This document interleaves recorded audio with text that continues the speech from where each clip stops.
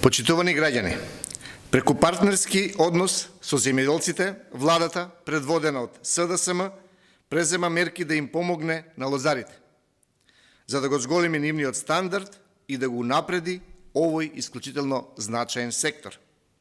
Откупната цена на грозјево годинава бележи најголем пораст од 30% во споредба со минатата година.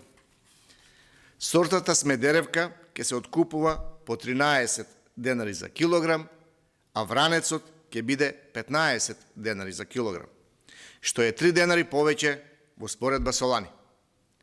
Лозарството, како извозно ориентирана гранка и во време на светска криза, добива сериозна поддршка преку низа мерки креирани од Министерството за земјоделство. Преку мерката за одржување на постоечки површини со лозови насади, лозарите добиваат субвенција од 40.000 денари по хектар, односно 48.000 денари по хектар за земјоделски стопанства со минимум површина од 1 хектар до максимум 10 хектари. Лозарите добиваат поддршка и во субвенционирање за зелена нафта, која може да достигне и до 100%. А во услови на криза, поддршката е обезбедена и преку интервентни мерки. Изминатите 2 години во време на ковид кризата на лозарите им беа исплатени вкупно 649 милиони денари помош. Поддршката се обезбеди и за винариите во вредност од 67,6 милиони денари, преку мерки кои се помогнаа преку транспортот при извозот на вино.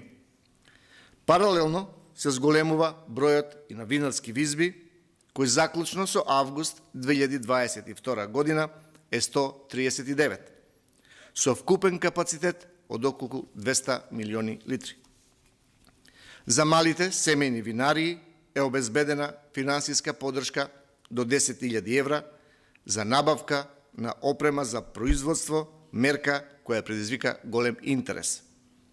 Со вистинските политики, Северна Македонија станува топ извозник на вино.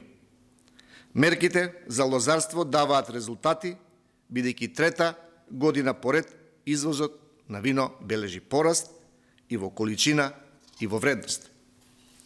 СДСМ со континуирани мерки и политики и понатаму ја продолжува поддршката на ова земјоделска гранка како стратешки сектор, чиј извоз позитивно влијае за јакнењето на домашната економија. Благодарам.